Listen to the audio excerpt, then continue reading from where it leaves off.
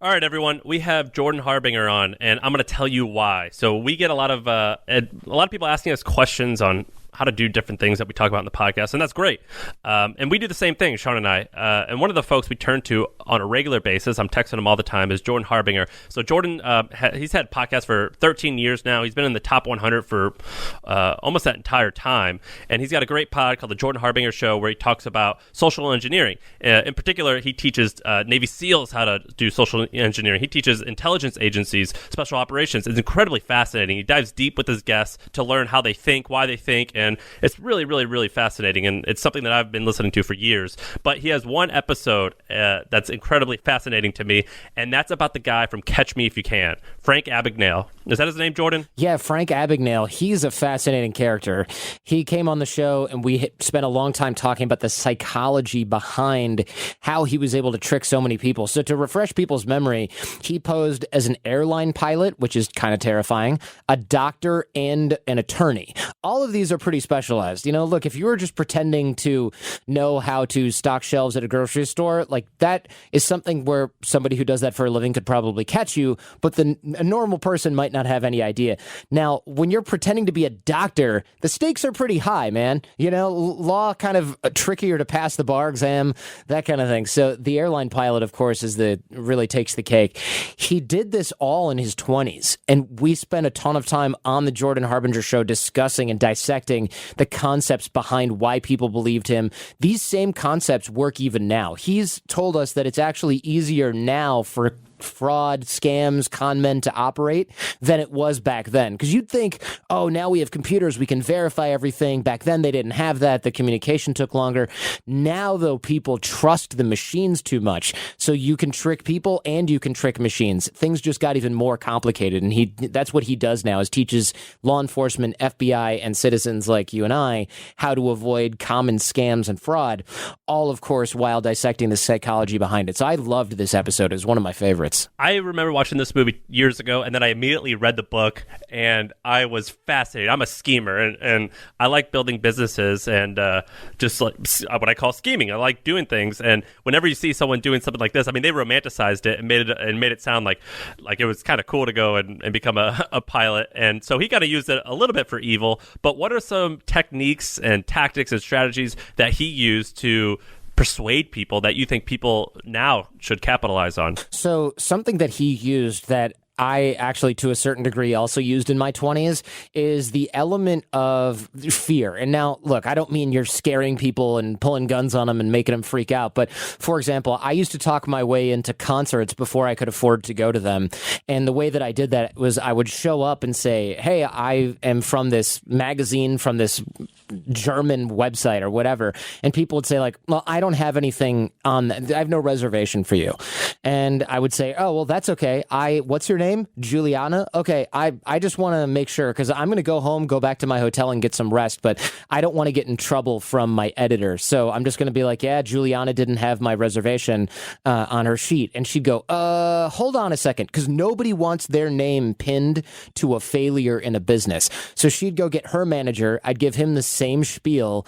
And then the guy would go, you know what? He's doing the calculation in his head, right? He's going, either I don't let this person in and possibly the owner gets mad at me because this media guy came from Germany and was supposed to be doing this thing and it didn't happen, or I just let him in and it's no skin off my nose. So they can do the calculation in their head. Now, an amateur person will try to explain and force you to do that calculation by explaining it to you and being explicit. If you can get people to think it's their idea and that's how they solve the problem, then that's the security hole, right? And it's kind of like sales, except for you're trying to unsell them on a certain idea, and then you get them to push the issue forward. Now, that's a simplification, but that's essentially what he did in many ways in order to pose as a doctor, a lawyer, and an airline pilot. He learned jargon so that he sounded more believable, and we can do the same thing. If you know how to talk in the language of the target, you are going to have a huge advantage in terms of being believed.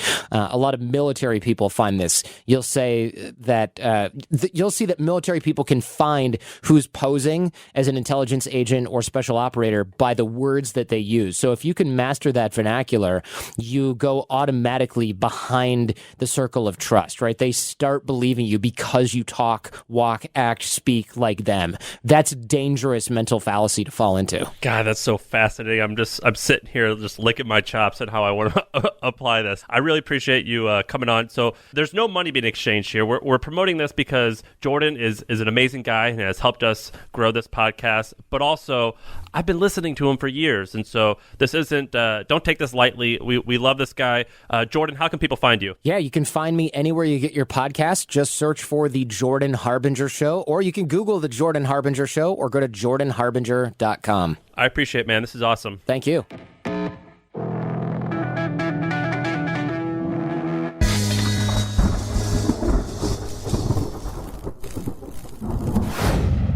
Sam, do you have the coronavirus? I was not able to get tested, but it appears so based off of just symptoms from, according to my doctor. So who the fuck knows? But you were saying so far kind of mild. Today's a little worse. Today for sure. So you know how everyone says it's like not that bad or bad? That's hard to quantify. Right. So the way that I've been quantifying it is, would I stay home from work today if this was last June? Right. And yesterday was the first day that I would have stayed home. Gotcha. And just barely. Today, for sure, I would stay home from work. I see. So, no, it's not that bad. But, dude, shortness of breath is scary because, it's not bad, right? Like, I can breathe perfectly fine, but it definitely is like, oh, my God, what happens if this gets any worse? Right. And that's scary. I've been following a bunch of people who are, like, pretty fit. Like, there's one guy who's an Olympic athlete, and there's I think he's a swimmer or runner, Australian swimmer or runner. He has it, and he's like, What's his name? So yeah, mate, this is tough. And he's like, shortness of breath, and it's impossible to train like this. And he's talking about it, and then somebody like retweeted it, and they were like, this guy's an Olympic athlete, by the way. And he was basically like, yeah, this gets tough. And then there's the guy, another guy I follow who's a healthy guy. He was The Bachelor. His name's Colton, and he got it. And he's like a pretty jacked guy. He was an NFL player for a bit, and he's like, when he does his little Instagram post to like update his fans about how he's doing. What's he saying? It's bad. He's like, you look at him, he looks raggedy as hell. Like he is getting knocked out by this thing, and it's been like a week plus, and he's doing just at-home treatment, and he's like quarantined in a room. His, girlfriend and their family, they just deliver meals to the door. He kind of opens the door, drags it in, and then eats. I haven't left the home in about a week. Like, on Saturday, I went for a walk, but besides that, or since Saturday, I haven't gone on a walk. I haven't left the house at all. Wow. It's, what's crazy? So do you know how, like, you hear, like, T.I. and Martha Stewart and Dr. Dre all served house arrests? And their house arrests are definitely different because their homes are massive. Right. It has like a bowling alley in it. But house arrest would suck still. Now that I realize, I'm like, it wouldn't be that cool. Right. It is still a little bit of an arrest. Yeah, it's crazy. Okay, well, I hope your symptoms are mild. I hope it's just actually the cold because... I think it's fine. We'll see. I mean, whatever. It's all the same, right? Right. All right. Well, the show must go on. So what do we want to talk about today? So first, you guys released this like book thing. What is that? I saw that yesterday. It's just to get more sales to Trends. It's to get people in the door, and it's incredibly effective. What we did was we put together all of our the best talks from HustleCon, and we transcribed them. And when I first started the company, do you remember this book called Founders at Work by Jessica Livingston? Yeah, I love that book. Like, changed my freaking life. And it's not even it's a book technically, but it's like she didn't do any like work other than what you and I do every week. Right. And she just transcribed her interviews. And so I was like, let's do that. And so we did. And so it's pretty cool. Yeah, I downloaded it and I started to skim through it. I was reading the Pandora guys one, and so that's good. Okay, where do people get it if they're listening to this? They want that. Good question. I want to see. We just posted it.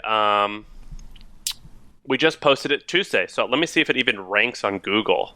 Okay, we'll put a link to it in the description if you want to read this thing. It's is it free or you have to become a? It's $1. It's $1. It's $1, and everyone's like, "What's the catch?" I'm like, "Well, it's $1, and then you're going to be automatically subscribed to Trends, but you have 2 weeks to cancel. So get value or sign up and try it, and if you don't like it, then just cancel, and you're only out $1. Right. So if you go to trends.co, you'll see it at the top, like a link. Okay. But it's not even ranking for Google yet, and hopefully we can link to it in here. Okay, cool. We'll do that. That's fun. That's exciting. I'm glad you guys did that. Yeah, it's great. The cold email lecture one was even better. I mean, people love that shit. Yeah. Okay, cool. So we did a bunch of the YC companies last week, or not last week, a couple days ago. And Tuesday. Reaction was good. People wanted more. We only did 5 or 6 of them that time. The way I'm thinking about this is like I listened to a couple of sports podcasts, like the Bill Simmons podcast, and every year around like the NFL draft, it's like there's these special sort of annual events that you do, like these deep dives for. And to me, that's kind of what the YC demo day is. It's like I could see us doing this as a recurring thing in the podcast where it's like, oh, that's our version of the NFL draft. You see all these hot prospects and you're scouting them and you're checking them out and you're using them to sort of see what are the smartest people working on, where do they see the opportunities, and then what do we think about those? What did your friends say? Because I talked to Jack and a couple other guys about this, and they go, I think some of them are like, I think the batch was pretty weak, and I totally disagree. I think there's a bunch of amazing things. So people who have been going to YC Demo Day for years, this is like their favorite thing to say. It's like, oh yeah, YC batch this year is weak, and like, I don't know to what extent that's true versus just a cool thing to say. You sound cool by saying it. I'm always skeptical of those. Jack's not the type to do that though, so. If he was not like totally negative, but he was basically like, oh, it's okay. So the sentiment I got from people who've been going to Demo Day for a while is, in the past it was like the glory days, and there was less competition on the investor side, and the companies were better and higher quality, and there was fewer of them, so you could go deeper with them. One of the problems now is, like, for example, Demo Day has become something where they get up on stage. They talk for, I think, 1 minute. They do a 1-minute presentation, and then it's like, if you're interested, come talk to me. And then there's a line of investors already wanting to talk to that person from the 1-minute pitch, and it's so competitive. The deals are already half the deals are done before Demo Day, just because people swoop in beforehand, and then the other half get done, very shortly afterwards. So a lot of smart people are like, dude, this is a frenzy that is not smart. Now, this year, they don't even do the 1-minute pitch. It's just a slide. One slide and two paragraphs, and then you decide to talk to them more or not. And I think that's great, to be honest. If I was an operator, which I am, I see these and I'm like, oh my God. For the founders, it's fantastic. Well, I'm like, I should do that. And even for the investors, I actually think this one's better because it's digital. So it's like it's like Tinder. You basically, when you see the listing, you say, yes, I'm interested. No, I'm not. And if you say yes, then they get a request that says this person wants to talk to you. And then they can say yes, and then it matches. And so I think that's actually better this year because it's digital. I think people are going to take time to have conversations. Whereas when it's sort of a live event, it's just like a meat market. You're just sort of, it's like, the old Wall Street trading floor. People are just standing up and yelling shit. It's a little bit faster paced and people don't feel like they're able to make thorough decisions. And I think I don't know if we told this to people. I don't know. We might have to blank this out. We won't name names, but people can't see what you and I see. So Correct. We're reading off like a private list. Correct. And I don't think we're breaking any of the rules. I mean, it's not like fucking illegal, I don't think so. TechCrunch has reported on all these companies now, and also there's some companies that say off the record, or we just won't talk about this. No problem. Yesterday I was pretty hopped up on Dayquil the other day. Did we talk about this? So here's a theme that I noticed. We talked about last time about how there's like X of India. So right now I see Bill.com of India. Right. This thing's for Latin America. Yeah. Flexport for Africa. Yeah. Okay, so we saw that a lot. And I like. You said the India thing last time. I went back and looked. There's 28 companies in the batch that are Indian startups. Like we took over the spelling bee, and now we're taking over YC. That's what's going on. So at first I was like, I don't know if I like that.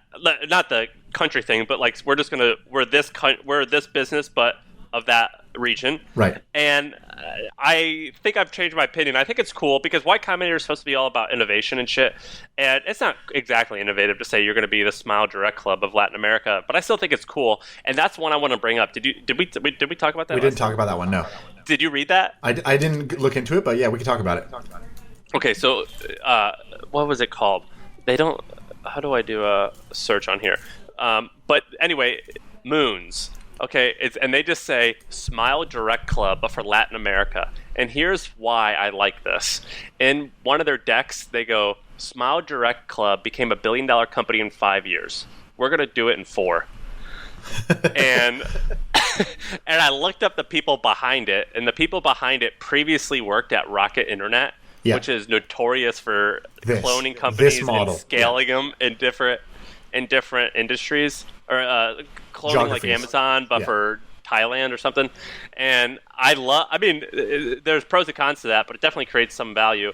And the fact that they said that at Y Combinator, I think is like, I just think they're ballsy, and I love these guys. Yeah, so there's a bunch of these: Gusto for Africa, Acorns for India, Cameo for India, Flexport for Africa, Smile Direct Club for LATAM, right? Like, this is a it's not like a groundbreaking idea, but it really does stand out when you look at the list.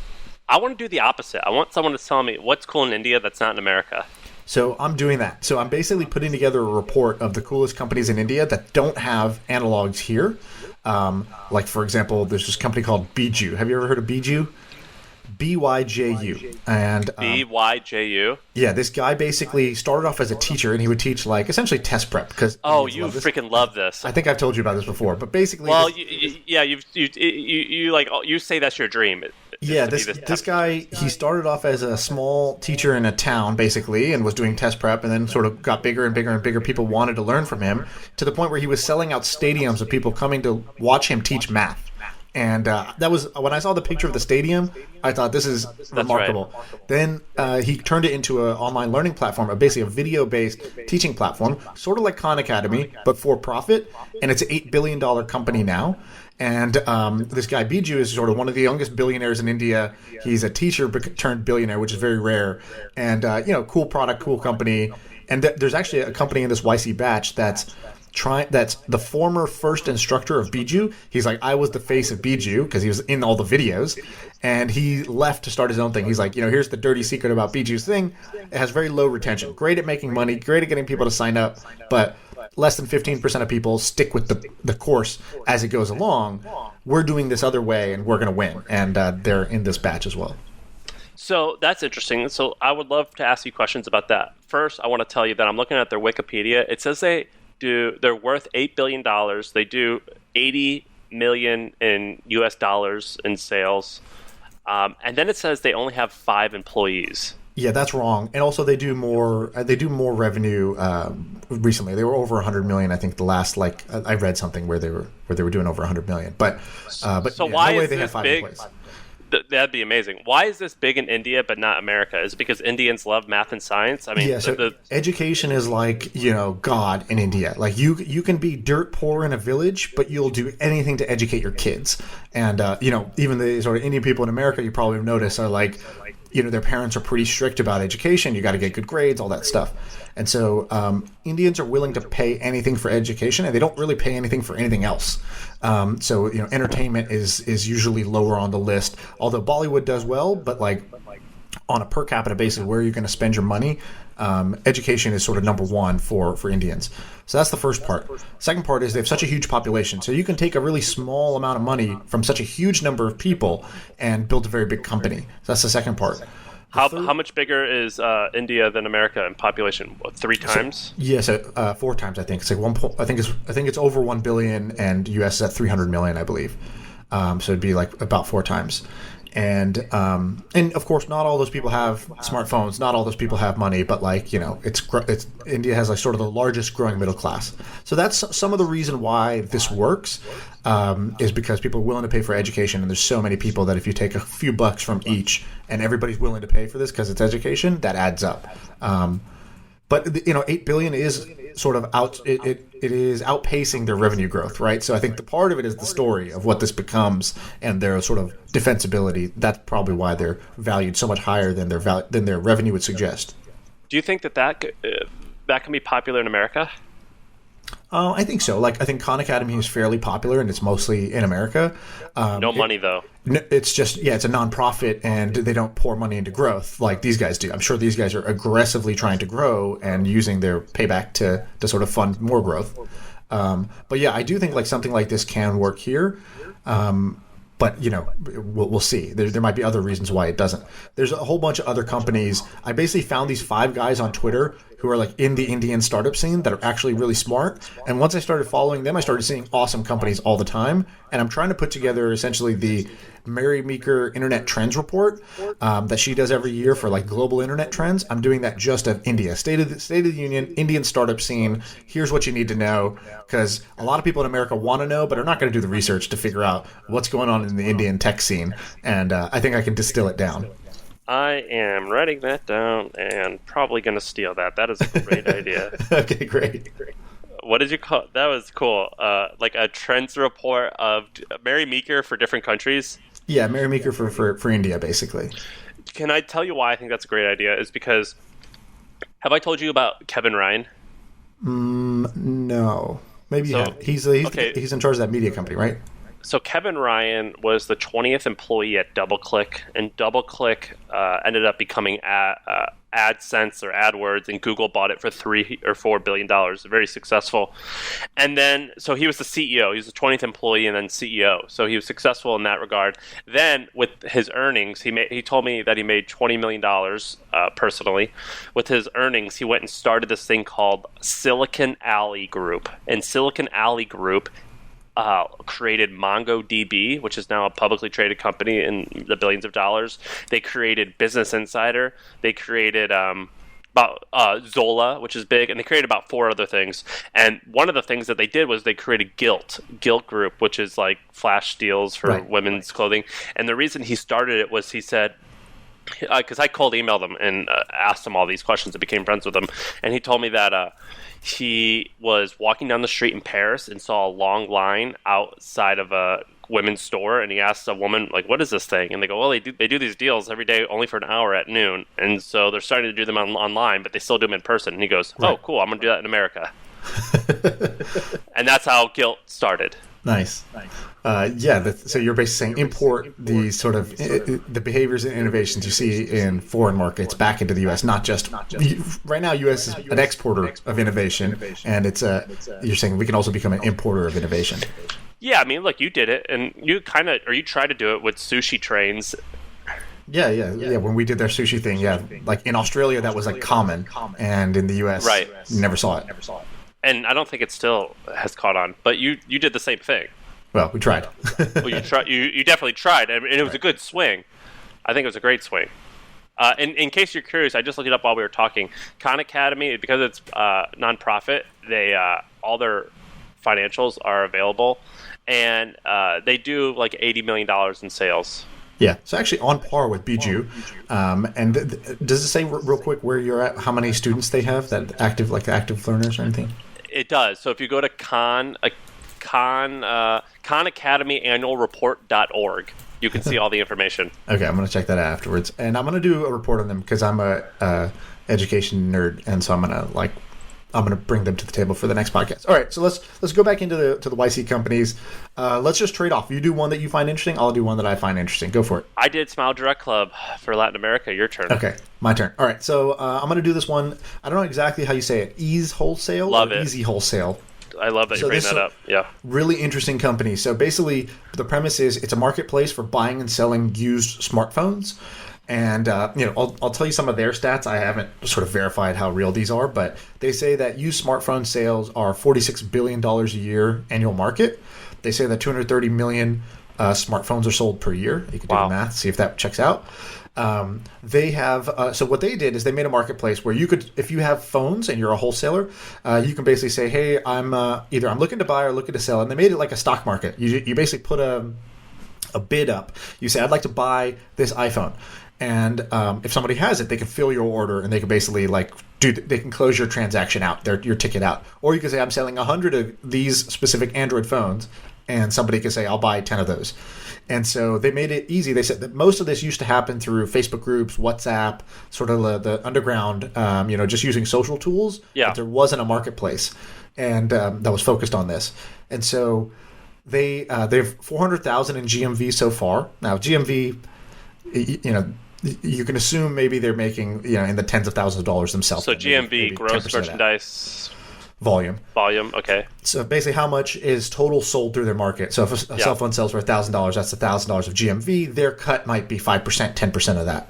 But this is because the used smartphone marketplace is this big, and they have some stats about how fast it's growing. They say that used smartphone sales is growing faster than new smartphone sales per year, because Apple is trying to like make the old model irrelevant so quickly. And sure, some people do upgrade, but there's all these other phones still out there that are still very good phones. I can afford new phones. Up until my most recent phone, all of them have been used. And the best part about these guys is, I believe that they were bootstrapped. I'm not 100% sure, but they've gotten to this point. They themselves were former buyers and traders of cell phones, and they had sold prior to this, just as brokers, $8 million worth of cell phones, and then decided to create a sort of technology marketplace out of this. So if you think about it, market, love it. Style of business, marketplace, love it. So I love that they're going for used smartphones. I love that they're doing a marketplace. I love that they came from a background where they actually did this manually before and were sort of prolific brokers. A++, love this company here on the YC list. Okay, I like it. But let me play devil's advocate here, which is, okay, so I looked up a few. Okay, so first of all, I think that this is a lot harder than people think. The reason why I think it's a lot harder is I think it's incredibly competitive with a lot of people who are already very established. So I think getting distribution and getting eyeballs on their product is going to be prohibitively expensive, maybe. Right. I also think that, so there's a company called Swappa. Do you know Swappa? No, but I see your note here. Okay, here's why this is interesting. I've actually used it before, but I didn't. But what's interesting is I posted, or I have a thread that I found of the guy who's so Swappa is the same thing but slightly different. I don't know how it's slightly different, but it's the same. You buy used cell phones. What's interesting is that in 2011, the guy who started Swappa posted on Hacker News, and he said, "Hey, I'm launching this thing on the side. Here's what it does." And so you can actually go and like see how he started it. And it's I don't know how big it is right now, but it comes up number one when you Google buy used cell phones. So I would imagine it does. I bet you it does $50 million in sales at least. Because I'm comparing it to the person that's number two, which is Gazelle, which is a big company. But anyway, Swappa bootstrapped. And so if I was these ease guys, or how do you say it? Easy? If I was these ease guys, easy or whatever, wait, what did you say? Let's go with easy. If I was easy, I would be greedy and want to raise very little money, like less than $1 million, and just see how I can just make this really profitable. But they say launched 3 months ago, 400K GMV monthly, 8% margin, profitable, and growing at 20% month over month.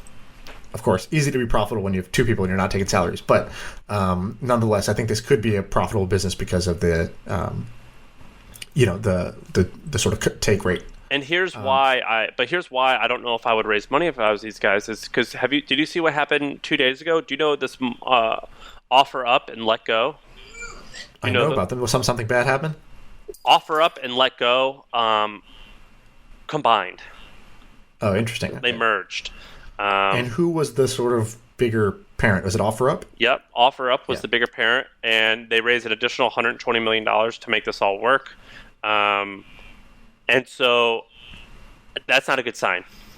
And so they have a pretty cool story. I don't know if you guys told it or where I read this, but OfferUp has a pretty cool story where it sort of started, I believe, I might butcher this, I might be thinking of something else, but I believe it was they're in Canada and people have these buy-sell trade groups on Facebook, and they saw this behavior of Facebook, sort of local used goods selling happening, and then they built off the back of these Facebook groups for buying used stuff, and they built OfferUp off that community of people. So I dig that. They also raised like $500 million, right. and they haven't hit terminal velocity. I mean, they're not a player yet compared to eBay and Craigslist. So I would say if I was these guys, if I was Easy or Ease, I would be very happy to start and own that. If I was an investor, which I am, and I just came across these guys, I think I would invest a small amount of money because I think I can make money off of it. But I don't know if I would raise venture capital, like significant amount. Yeah, I think they still need to prove a lot. Yeah, for sure. But I think it's a good investment. I like him. All right, let's go to the next one. Okay, let's do build a plane. Love this. If these this is this could potentially be a $10 billion company, I think. Okay, tell me why. Okay, so build a plane. What they do is they look at it's boring. Let me see. I'll try to read the exact description. But what they do is it's project management for construction. So let's find it. Build a plane. But here's why I think it's cool. First of all, remember how Go ahead. I was just going to read their description so people have a bit more context. So we're a powerful dashboard for construction companies. We give them visibility and control of project finances, change management, documents, compliance, and communication, blah, blah, blah. They built a different company that got acquired for $80 million prior to this. And they say build plan is solving the core issues of being the centerpiece of projects, empowering full automation, blah, blah, blah. Okay, whatever. Basically, they're saying that they're saying that construction costs, controlling construction costs and making them more efficient represents a sort of a $10 billion opportunity globally. Here's some of our features. Here's our product. Check it out. Blah, blah. So when you're building a 300 unit apartment building and you want to see how much everything costs, you want to see RFPs for your vendors, and you want to know what your cash flow what your cash output is. Simple, right? Yep. I think there's this is one of those where if you win, you're in such a big space that your prize is humongous. Hard for two reasons. Hard to get any sort of blue collar project industry to adopt software is always a challenge. When you do it, it looks like, oh yeah, obviously they used to be using paper and pen, or they used to just use clipboards and whatever. And now it looks obvious in retrospect, but then there's also so many cases where it's like, yeah, our thing is better. It would have saved them time and money. They just didn't put it in their workflow. So that's one piece. On the other side, I think there's a lot of competition. I know there's like several companies that are, every year there's like 15 companies that try to do project management software for construction. And the question is, what do these guys know that the others don't? Or what is their unique angle? That didn't come through for me in this pitch. It did not come through to me either. But just because the market is so big, if I was these guys, this is one of the few companies where I'd be like, get as much cash as you can right out the gate and just throw it at the wall and go big or go bankrupt. Okay, I'm not sure why. Why do you advocate for that? Because it just... What do you think the cash does for them? Why do they need so much cash? I would hire just a math... Okay, so... there's a few ways that you can grow. You can grow through content marketing. You can grow through word of mouth, which happens way less than people think. You can grow through like network effects like Facebook. You can grow through paid advertising, which is really easy if your product is cheap. Right. And then sales. Or you can grow through hiring a sales team. Right. I love products that are priced in such a way where you can afford to hire a sales team. You cannot afford to hire a sales team if your product is probably less than $10,000 a year. And so what I would do is I would create a fat office in Dallas, a huge office in like Charlotte, and then maybe an office in Nashville and Dallas, and then like maybe New York.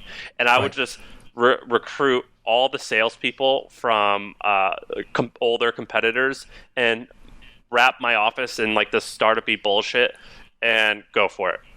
Okay, that's what I would do. It. And I think the other part I heard that you didn't say explicitly is just, even though this pitch didn't have everything, it had enough where you're like, I need to know more. I want to know more. So sometimes there's better pitches on this site right now, but there's not better markets. And so, like, for example, there's this one that's about like a rewards program for gamers. I hate this idea. I hate the market that they're in. It's super hard to make it work. And even if they have a great pitch, even if they have traction right now, it's a stay away for me. And so, whereas construction tech, it's a come closer. Let's learn a little bit more. Right. Let's get some coffee. It's like building like freaking driverless cars right now. It's like you'll probably fail, but if you make it work, it's like the greatest thing ever. And another example is Homebound. Do you know Homebound? Not well. Okay, it's launched by Atomic Labs, or I don't know what they call themselves. Yeah. Atomic. It's like a startup I don't know. They just launched companies. They've launched Hims, and they've launched a few others. Hims is the They're most. like Monkey Inferno, which I used to run, like a studio that creates companies. Yeah, they launched one called Homebound, and they're doing this, but only for people who are building single-family homes, and it's got some traction. So That's cool. All right, I got another company for you. Ready? Please tell me it's the Strippers on Demand. No, but that one's good. Oh, we should actually talk about that. So there's this cool story. This is not a YC startup, although it should have been. Cool story where basically in Portland, right now with coronavirus, everybody's getting deliveries, right? And so I have a friend who runs a company called Farmstead, and they do grocery delivery. They've been doing this for 2 years now, and all Farmstead does is they deliver your staple foods: milk, eggs, bread, stuff you need repeatedly. And you don't need, going to the grocery store every time you run out of milk kind of sucks. So they just deliver it to your door. And so they're like a version of Instacart that's just focused on the staples. Okay. Now, and also, sort of key difference, Instacart goes to the grocery store and buys stuff and marks it up. These guys are the grocery store. So they just they buy wholesale and they sell retail. So they don't mark it up. They actually get good prices. Okay. So good startup. They are exploding, 20x, 30x oversubscribed on demand right now because everybody is ordering food in because of coronavirus, right? So everyone's getting to try this like delivery thing. They're sort of forced to do delivery for the first time. And what's it called again? Those guys are called Farmstead. Oh, not Farm Theory. Okay, Farmstead. Okay. Farmstead. Yeah, this is my buddy's company. He listens to the podcast sometimes, so shout out if he's listening. So, cool name. Love the name. Yeah, great name, great brand. It looks good, and the product is good. So I like it a lot. Now, one problem that they're having, and that every delivery company is having right now, is that they're short on drivers. They're short on delivery people. They have too much demand and not enough ability to fulfill. So this company in Portland started hiring out-of-work people from the coronavirus. Now, what industry has been affected by this? Strip clubs. Nobody's going to strip clubs right now during coronavirus. So they hired the strippers to do delivery. And so they got a bunch of PR from this. What's it called? Great. I gotta find out which company it was. I don't know if it was DoorDash or whatever. I don't even know if the company really did this or the strippers just started signing up for this. It's like, oh, we got to make money. So what are we gonna do? I guess we should become delivery people right now for the interim. I see it. Which do you know which company it is that they're delivering for? Does it say? He jokingly calls it Boober Eats. So it all started as a joke with Lucky Devil Lounge, one of his clubs. And no one was coming in, and they go, we need to do like Uber for weed delivery or Luber for sex lube delivery. And I was like, let's do Boober, which is topless girl picks you up and takes you to a strip club. And so anyway, that's the joke, is that it's I don't think it's real, but it did get PR. Yeah, it did get PR. I think I did read that they were like the gig workers are basically shifting from one to another, right? If you can't, if the demand has gone down in this area, it's gone up in delivery, then more people are becoming delivery drivers. And so anyways, I thought that was interesting. There's another one. It's called story. Meals for 4-inch heels, or Meals in 6-inch heels. Well, I don't know if it's smart to create your own delivery company, but I think if you're a stripper and you're out of work right now, girls got to eat, got to do something. Well, I'd bring up another YC one. Let's see what else you got. Okay, so Ditto. I think you'll like this one. Yep. So Ditto's tagline is, it's a tool for teams to manage copy from design to production. So copy is something we've talked about. I always define copy because I remember when I first moved to San Francisco and got a job in tech, and then somebody asked me, can you give me some copy? And I didn't know what the hell they were talking about. I thought maybe they said coffee. Maybe I had to go make a copy of something. I didn't know what copywriting meant. So copywriting is just like the words on a website, the words on your product. It's a very vague word. Yeah. So anyways, what these guys did was they said, all right, we have all these tools like Figma, Photoshop, whatever. We have Google Docs, spreadsheets. So we have all these collaborative, well-made SaaS tools that help us collaborate on design or on engineering or on modeling and in Excel. And so why isn't there a tool that helps teams collaborate on their copy? And so they basically built a tool that says, their pitch, which I think is, you would agree with, is copy is the most under-leveraged aspect of product building. It has a higher ROI and is easier to change than almost any other part of your product and can drive sales faster with better copy, which I agree with. And what they're saying is that teams don't have a great way right now to collaborate on your copy. And so they built a tool that lets you sort of point and click and make suggestions of what the copy could be or should be, or look at what it was before, that sort of thing, on their product. The product's not super clear exactly what it is, but I like the premise. I think it's interesting. Okay, but let's talk about this. The people who started it. One of the women. Oh, they're young. But okay, they said they came from venture capital. They were like interns at VCs. So I was going to say, wow, they're really young. Their first jobs before this were interns. Good for them. So I believe their claim. We think copy will be the new visual design. I think that's true. I think design got super important over the last 10 years. And now every company just sort of knows that, hey, design is super important. Usability, UI, UX is super important. And nobody talks about copy. It's not the fucking new version of that. It always has been. It just, people just are it's silly. It's not in vogue in tech companies. Yeah. Like, I'm at a tech company of 2,000 people. I don't think I've heard the word copy once. I don't think anybody has a strategy to make our emails better or the text on our website better. You know, but this isn't going to. This won't do that though. This is like saying Figma is going to make your website look better. Yeah, that's true. You know, the tool, I think if you make it easier to do, people do it more. But right now the problem is people aren't aware or sort of considering this as something they need to be focused on. So yeah, they need to educate the markets of the market of the importance of copy first, and then of having an easy tool second. I think it's cool. I think it looks great. There's one red flag that I have, which is the pricing. It's $12 a person a month. Right. It's going to be. It's hard to build something big when it's so cheap. You really need a lot of people. Right. I mean, they'll need a million users at that rate, or not a million, but a lot. Maybe a million users to be like really large. So I think their pricing is silly, but they might be able to figure it out. Great idea. I like the idea, but it's not there yet. But I think that if you wanted to bet on them, it's an interesting bet. So here's something interesting. Have you ever read this blog post by Stuart Butterfield called "We Don't Sell Saddles Here"? Yeah. And that's old. It's old. So Stuart Butterfield is the founder of Slack. And before they launched Slack, he wrote this memo to the team, and he released it later.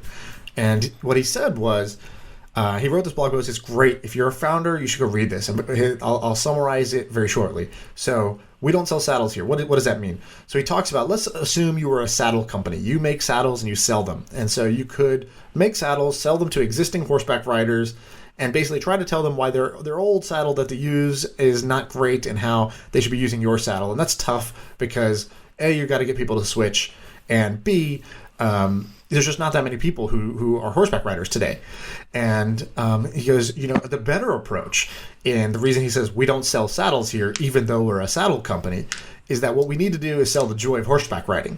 If we can make people want a horseback ride, we can tell them how awesome it is to ride horses, how it's fun, how it's great exercise, how it feels great to have the wind blowing in your hair, then they'll want to do it. And when they do it, they'll be like, oh shit, I need a saddle. And it's like, don't worry, we got you. And he basically says this is the Lululemon approach. So Lululemon didn't go to a very small, at the time, yoga industry and say, hey, you should be buying $100, yoga pants. What they did was they helped spread the joy of the sort of the lifestyle of a yoga lifestyle. They got more people to want to do it. That's why they offer yoga classes in their store. Like, who does that? They want people to be in that lifestyle. And then once you're in the lifestyle, it's like, do you want the best? Because we do have the best materials. And so this is just a general strategy. If you're operating in a niche, sometimes you have to actually sell the lifestyle of being in that niche more than your product to the existing people in the niche. I love that. And a lot of times, not a lot of times, every once in a while, those like marketing things, like in those selling the lifestyle, actually becomes bigger than the original thing. So for example, this is an example where one has become bigger, but it's become its own thing. Michelin star restaurants? Okay, yeah. You heard of Michelin star restaurants? It's it's like the standard of what is good and what isn't. Fine dining. Yeah. Well, Michelin tires created that. And they did it because they created a guide on which restaurant, like this. Michelin has been around since this car started. It was around even before that. They made rubber for all types of things, and then cars got popular, and it was you guys need to get out and travel the world, and you need to see all these amazing things, and look at all these restaurants. This one, we rate this one star. You should go see it. But this one's 4 star. You have to go see it. And if you do happen to go see it, make sure that you use our tires. Right. How are you going to get there? You better drive. If you're going to drive, you better have tires. Right. And that's how Michelin stars got started. And there's a whole bunch of examples like that where these marketing schemes have become their own thing. Right. So anyway, what's it called again? Ditto? So Ditto. I think they're going to have to do that. I think they're going to have to not sell saddles. I think they're going to have to sell horseback riding. And okay, so these people who are starting it are pretty young. Let's see if they're like aggressive enough to do this. And maybe they might be able to. But selling copy is really easy. Like if I could just go to you, I could say like, look, you give me a blank piece of paper, and because I have this skill set, I'm an ATM. Like, do you know what I mean? You're like if just, or like there's this very famous copywriting story of this this copywriter who sees a guy who is a homeless guy who's holding a sign, and he says, "I'm blind, please help me." And he goes, and the copywriter goes up to the guy. He goes, "Hey, let me help you out here," and he just writes, "It's beautiful outside, comma," and then it fills in, "and I'm blind, please help." And the whole point is like, dude, if you just add 2 or 3 words, it changes everything. Right. And so these people, Ditto, their ad campaigns could be really good. So yeah, good point. I'm on board. Can I tell a quick story about, and we're totally off the YC train for a second. That's all right. This is a fun thing I just remember when you told that story. So my very first company, we had no money. We were funding the whole thing off prize money. So I would be going out like a busker, pitching at startup competitions, trying to win them. And every time we won, we got more money to keep going. And I don't know why we didn't just pitch investors, but like it was working, so we just kept doing it. So we didn't have a lot of money to hire anybody, but we realized, hey, we were right next to the University of Boulder, and we could get a bunch of interns. But then the question was, how do we pick which interns? How do we know who's good? So I was like, all right, we're going to design a test, a case. And so the case we gave them was, and so we wanted a marketing intern. And I said, hey, near the university, there's sort of a homeless population. And they, let's say today they all earn on average $50 a day. Let's say that's what they're making today. So your challenge to show me your marketing skills, your savvy, your instincts. I want you to come back and I want you to basically pitch me a plan. And the idea was for them to actually go do it, but we never ended up having them actually go do it. But we said, come up with a plan of how you would earn the most money in a given week. So where would you stand? So this was about like understanding locations, foot traffic, which is like essential for restaurants. So where would you pick that you were going to go? What would you write on your sign? How would your image look? What would be your sort of your look? And why do you believe that would be the most effective way to get money? And this was our sort of test as a little bit like not politically correct, but there was one girl who had a good solution where she was like, I don't remember all the details, but it was like, oh, I'm going to go to this area because this type of person is, she was like, first I wanted to figure out who is the type that donates. And so she's like, first I would observe which type of person, I'd spend the first day just observing which type of person donates. And I was like, that's smart. Understand the customer first before you implement your plan. And then she was like, okay. And then after that, I'm going to, I would target where that person's commute is. I would be there, and then I would have a positive message because I believe that the positive messages will sell better than the sort of the negative messages. And I would try to tug at people's heartstrings, so I'd go for emotion and not logic on why it can help, but that I'm struggling and I'm a mother or whatever it is, and like that's why people donate. So yeah, and it just proves how important copy is. And copy is not words. Copy is understanding how people think and communicating it effectively, and it just so happens it often is used with words. Right. And speaking of copy, farm theory, that is an example of copy. So you have farm theory on here, which is selling ugly produce to restaurants in India. Yes. Is that a YC thing? It's a YC company, yes. Okay, so it's in India. And that's a company in America. And what's it called? No, it's in India. So it's farmtheory.in. We do that. Oh, there is also one here. Yeah. There's like a farm to table box. I think that's the ugly produce thing in America. I forgot what it's called. Me too. I just Googled it. Imperfect food. Yeah, Imperfect Food. So I'll give you the stats on these guys. So so they're doing 22,000 a month of MRR.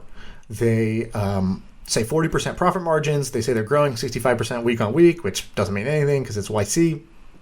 But they're on track to get to $1 million ARR in the coming months. What they're doing is interesting. They're taking farming is huge in India. So they're saying, okay, there's tons of farming, there's tons of produce produced, there's tons that's not going to get sold because it looks ugly, it's not good for consumer retail. But we can buy that stuff for cheap because it's just waste otherwise. We can sell it to restaurants who don't care about the aesthetic look of the, they're not picking like a consumer does in the grocery store where they pick the best looking one out of a barrel.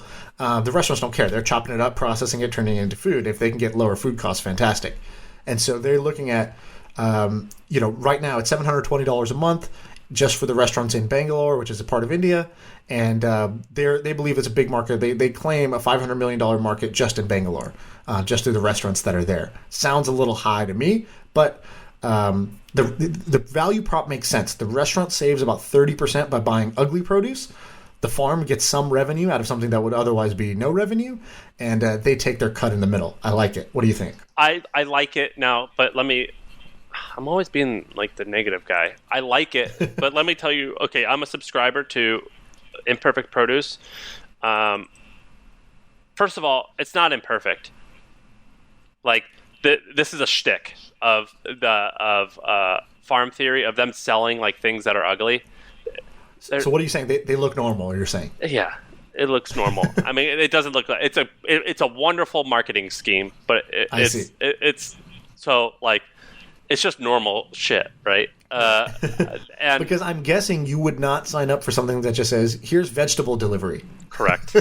Yes, it's like saying there's a famous copywriter named Joe Sugarman. He wrote this great ad for a new is it called Casio? A Casio watch, and he's like, "We use space age aluminum with quartz movement," and fucking every watch has that same aluminum, and quartz movement is used in nearly every single watch. He just explained it in a great way, right. And so this is the same thing with these guys, and it's a shtick that works. It's right. It's like Guinness putting a ping pong ball in their beer. I don't know about that. What is that? What Guinness beer, if you buy it in the can, there's a ping pong ball in it because apparently that ping pong ball has a little bit of nitric oxide, some type of like gas in there that keeps it super fizzy. I see. Okay. And when they released that ball, it like went up big time. I love it. Yeah. So this is great marketing. I'm into it. I don't know anything about India, so it's hard for me to say that. But I do know that I just Googled it. Imperfect Produce, they have 200,000 subscribers. What do you pay per month, roughly? It's a weekly bill. I think I was paying $200 a month. Wow. So that's kind of incredible. Yeah, big market. So yeah, I think it would depend on how talented these entrepreneurs are, but you definitely can build something significant here. Right. Okay, give me one that you like, and then I'll be the bad guy saying what's bad. Did we talk about Upflow? Let's talk about Upflow. Okay. I didn't know this until I started my business. Collections for collecting your cash flow is actually really hard. My father-in-law has a moving business, and he's like, yeah, it's a pain in the butt to collect the money. With my business, we make, let's say, 8 figures a year, and collecting the money, I used to have a team of 2 full-time people whose job it was to collect the money. Now but then I found an outsourced service to help me with it. And a lot of companies that even if you're small, let's say you only do $1 million a month in sales, you need someone full-time just to collect that money. And that person could be a $70,000 a year salary person. It's expensive. And so there's a lot of services that I've recently found, but there's not that many that help you collect money. And Upflow built software where you can track who owes you money based off of your QuickBooks, and you can constantly send email reminders to those people. Now the service that I use, it's literally a person who does it. And it's incredibly effective, and I pay $500 a month for it, I think. And it's easy. I would totally that's the last business expense I'm going to cut because it is so effective. So I like Upflow for that reason. So let me ask you a question. when you saw this, did you send this to your finance team and be like, let's use this? Yeah, I signed up for an account. And what was the reaction? Or what is the, let's call it the friction in adopting something like this? Because you definitely have a workflow already to collect money. So that was the friction. I said, Edie, Sean just showed me this new company. It's at YC. I signed up. It looks neat. If you have any problems with our current vendor, give these guys a look. Right. Yeah, and so the friction is that she goes, yeah, our people work really, really well, so I don't want to disrupt it. I said, yeah, don't worry about it. But if I was starting again from scratch, I would maybe use these guys. Now the problem, you could play devil's advocate. No, go for it. The problem is that the company that I use is like an old school company, and they have like men and women in their 40s and 50s who are like in Missouri who are like pinging these people. And that works. It's low tech and it's super effective. The problem that I would see with these guys is that if they try to get too techy into Silicon Valley, it could not work. Like what they could do is just hire like 200 people in Missouri to just do this manually, and that could be super effective. So if they try to get cute with the tech, then it could not work. And when you use the human solution, what do they take? What's their fee? I pay them $500 a month. Okay, so they don't take anything on the actual collected thing. Okay. No, but I bet you if there might be a scale. Right. I can tell you what I use. I think it's called Axim, AXIM. Okay, let's check them out. Oh, wait, no, that's not it, is it? Axim, let's see. I think biotechnologies. No. Let's see. They could maybe I think it's called while you look that up, I'm going to tell you. Go ahead. I'm going to tell you what I don't like about this, because I'm just trying to put my hater hat on. In general, I like this idea, but I'll say I hate the way they're describing it. We're building Venmo for B2B. Yeah, it's stupid. I don't think that's what this is, and I think that's confusing. I think what they need to say is we help businesses collect X% more revenue by automating the collection service. Today, this is what happened. So I think they got cute with this Venmo for B2B, and I don't see that at all unless I'm totally misunderstanding the product. No, so that's the first thing. I totally agree with you. It is kind of impressive. They have 160 paying customers and 50K MRR. That's pretty damn good for where they're at. To be at 50K MRR this early is actually quite impressive. So they're definitely doing something right. I don't want to hate on it just for hating on its sake. I think they have a good thing going here. I don't know about the competitive landscape. And I hate the way that they're describing it. I completely agree with you. I think that they're describing it very stupidly. I just sent you the link to the service that I use, aximinc.com, AXIM Inc.com. The tagline is improve cash flow, reduce risk, save money. We manage your accounts receivable. Like very simple, straightforward. We outsource it so you don't have to worry about it. And if you click meet the team, the founder, his name is James Mixa. So it's Axim. The name of the company is his last name backwards. So, and it looks like his son or his husband, some relative, is also working there. And it's a very like low key, unsophisticated way to go about doing it. And it works really doing well. Like $30 million a year. Yeah, and like you could see who's collecting the money. Like they have the names of the people working there. So anyway, I like this business. I just think that if this company Upflow is run by a bunch of young Silicon Valley guys, they have to be careful to not overthink it and get cute, because I think that like they could just do old school ways, but just package it in an interesting way for Brex or for Sean's new startup or for whoever. Right. Okay, we'll do one more. We're almost out of time. So I'll do this company. I don't know how you say it. Taiv. It's Taiv. Taiv. Weird name. Don't know why they chose that name, but whatever. So what these guys are doing is you know how every bar or restaurant has TVs and they're playing sports usually or whatever it is? So what they're saying is, hey, the commercial break, that's a lost opportunity, right? So what they do is they hijack the commercial break on that TV and they just upsell stuff from your menu. So, you're watching the game. When the commercial happens, it'll show the wings that they have on the menu and it'll be like $9 for these wings right now. You want it? It's a commercial just locally for your bar or restaurant. I love this idea because I think there's a lot of restaurants out there who who are in this scenario. They have, lots of bars, lots of restaurants that have TVs. So I think there's a decent market for it. I like the idea of helping them make money. It's a very simple solution, but the thing is, most of these restaurants and bars haven't done anything yet. So like there's a lot of low-hanging fruit still available. This is one that I like. It's like sort of an ad block for those TVs. What I think might be challenging for them is selling into bars and restaurants. I think that's going to be a slow and painful process for them. All right, I have a little background information on this. You know Chive TV? No, what's that? Okay, so you know the Chive.com? Yep. Okay, the Chive.com, the founders, Leo, I know Leo and John. Leo's one of my investors and someone I look up to.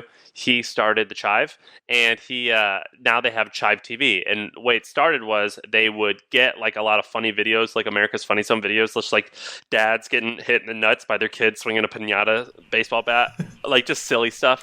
And in all of Texas, what they did was they would give these bar owners these little dongles, like these like Fire Sticks, like an Amazon Fire Stick, and they uploaded all of this programming, and they just like constantly filling the pipes. And so if you go to the bar, you see just like America's Funniest Home Videos in the background, and right. Chive would put their ads in the mix, and they made millions of dollars doing it, and so much so that they eventually spun it off into a different company, and they call it Atmosphere TV, and they've just raised $10 million to launch it, and Leo was like, this is going to be a multi-billion-dollar business, and interesting. So now the verdict's still out if that's going to happen. But Chive TV was huge for the Chive. Atmosphere, he says it's going to be the greatest thing ever. And he said that what they need to do is just go out and hire the same thing that I described earlier. Hire a ton of salespeople. He goes, yeah, we're just going to hire a ton of salespeople, and we're going to do this. And then another bit of background is you and I talked to the folks at Firefly. Yep. I won't put words in your mouth, but I have no problem in saying I thought that was a horribly dumb, stupid idea. And this idea is a little bit similar, but I think way better. Right. Yeah, more defensible for sure. Firefly is the company that puts a little billboard thing on top of an Uber, so an Uber driver can make a little bit more money. That's cool, but this is a little bit different. This is more what I'll call. It's not dependent on the ad market, which I like. You're internally advertising stuff in the restaurant or the bar to get people to have a little higher check size. Yeah, but that's not what they're saying. In their deck, they say at first they're doing what you're describing, and they said all of our 1-year contracts are insanely profitable, but our next phase is to sell ad time at $25 per CPM. Interesting. Okay. All right. So maybe the in restaurant upsell is not as good as I thought, and that's why they're like already planning to go out of that. And I think that's a good market, but in their numbers, what they're assuming, they're saying they're going to have a $25 CPM that's going to make us way more money and create this new $32 billion market. And the math is that we have X amount of impressions, and we're going to put $25 CPM ads on there. Now, here's the problem, which is their fill rate is not going to be 100%. Right. And it's not even going to be close to 100%. Yeah, so that sounds a little ridiculous. Here's the other thing I don't like. So they charge $4,200 per location per year. That's really expensive for a restaurant or bar. They also charge a one-time $1,500 hardware installation. And so I just think that they've added a lot of friction to the adoption of this. I think already it was going to be hard to get people to adopt. That's a high price point and a high one-time installation fee that they're asking people to do. So I think that seems tough for me. That said, I think that this could be a business that makes 20, 30, 40, $50 million a year in sales. This is a great company to own, not a great company to invest, not a great company if they raise all this money. That's my opinion. Right. Yeah, so that makes sense. I like this. They just had someone smart once told me, he said, the only thing that you can't screw up in business is your cap table. And so when I look at a lot of these companies, I think that could be good so long as they don't screw up their cap table. Right. Yeah, that is one way to die for the wrong reasons. That's a great way to put it. Okay, cool. We're going to come back and we're going to do more of this. I also think we have Brent Beshore scheduled tomorrow to come in and talk about buying companies, roll-ups, that sort of thing. And so we'll see how that goes. I need to confirm with him that he's still. But his name's Brent Beshore. Brent Beshore. He owns something called Permanent Equity. Yeah, he's smart.